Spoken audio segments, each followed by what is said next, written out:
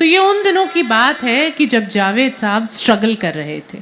तो एक दिन वो साहिर के घर पहुंचे तो साहिर ने बड़ी नरमी से उन खुददारी को चोट ना पहुंचाने की गरज से कहा, नौजवान, ड्रेसिंग टेबल पर 200 रुपये रखे हैं, रख लो, जब हो तब वापस कर देना। 200 रुपये उस जमाने में बहुत बड़ी रकम थी। 100 रुपये का नोट तुड़वाने तो लोग बैंक या पेट्रोल पंप जाते थे, मगर जावेद ने रुपए कुछ यूं रखे जैसे साहिर पे एहसान कर रहे। रख लेता हूं, वापस नहीं करूंगा। वक्त गुजरा, जावेद की मुलाकात सलीम खान से हुई और फिर तो सब जानते हैं कि उन्होंने खूब पैसे कमाए, मगर साहिर के वो 200 रुपये कभी वापस नहीं किए, बल्कि जब भी उनसे मिलते तो उन्हें छेड़ते हुए कहते, साहब, आपके वो 200 रुपये मेरे पास हैं, अब वापस कर सकता हूं, करूंगा नहीं। साहिर भी साहिराना अंदाज में जवाब देते, वो तो बेटा मैं तुझसे निकलवा ही लूंगा। और ये खट्टी मीठी नोकझोंक उन दोनों में हमेशा चलती रही और उनकी दोस्ती भी बदस्तूर कायम रही। ऐसे ही साहिर के एक और दोस्त थे, डॉक्टर कपूर। खुद दिल के डॉक्टर थे, मगर साहिर खुद दिल के मरीज थे, मगर साहिर के डॉक्टर थे। साहिर अक्सर उन्हें छेड़ते हुए कहते, क्यों भाई डॉक्टर, मैं तुझे देखने आऊं या तुझे दिखाने आऊं?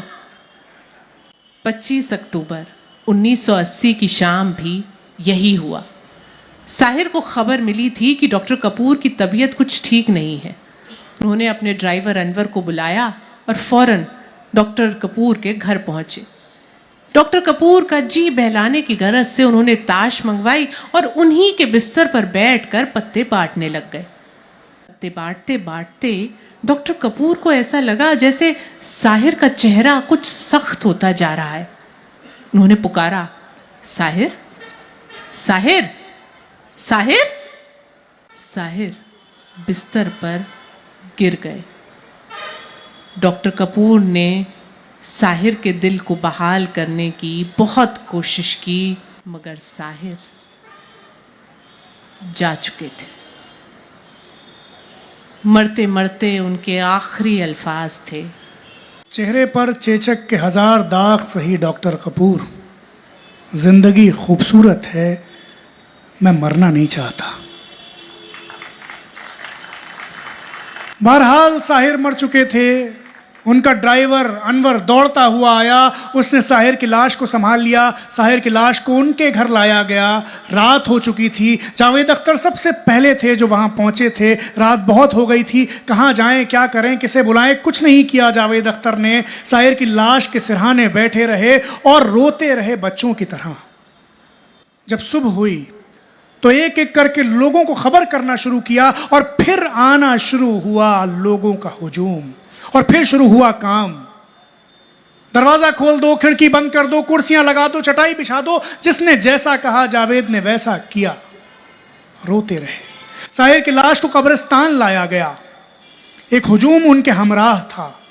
साहिर की लाश को दफनाया गया और यह हुजूम जो साहिर के जनाजे के हमराह आया था, ये वापस लौटने लगा अपने सीनों में एक खामोशी मुसल्लत किए हुए। जावेद अख्तर भी वापस लौट रहे थे चुपचाप कि तभी पीछे से वाजिदा तबस्सुम के शौहर अशफाक दौड़ते हुए आए।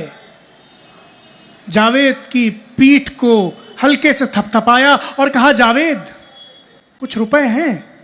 वो मैं सुबह जल्दी जल्दी में आया, बटुआ रखना भूल गया, कब्र खोदने वाले को देने हैं। जावेद अख्तर ने पूछा, कितने रुपए? अशफाक ने कहा, 200 रुपए। तड़प गए जावेद अख्तर। अपनी जेब से 200 रुपए निकालकर अशफाक के हाथ में रखे और फूट कर रो पड़े। साहिर साहब, मर के निकलवा लिया आपने 200 रुपए। कल और आएंगे नगमों की खिलती कलियां चुनने वाले, मुझसे बेहतर कहने वाले, तुमसे बेहतर सुनने वाले। कल कोई मुझको याद करे, क्यों कोई मुझको याद करे, मसरूफ जमाना मेरे लिए क्यों वक्त अपना बर्बाद करे। मैं पल दो पल का शायर हूं, पल दो पल मेरी कहानी है, पल दो पल मेरी हस्ती है, पल दो पल मेरी जवानी है। शुक्रिया हाज़रीन। शुक्रिया, थैंक यू, बहुत शुक्रिया। मैं सुनते रहे, मेरा अपना घर है ये, मतलब मैं क्या कहूँ, मुझे बहुत अच्छा लगा। ये दास्तान सुनाकर। और रेहान भाई, शाज़े मैम, बहुत शुक्रिया आपका। मैं यहाँ ज़रा कम सुनाता हूँ तो मुझे हमेशा अच्छा लगता है। शुक्रिया, थैंक यू।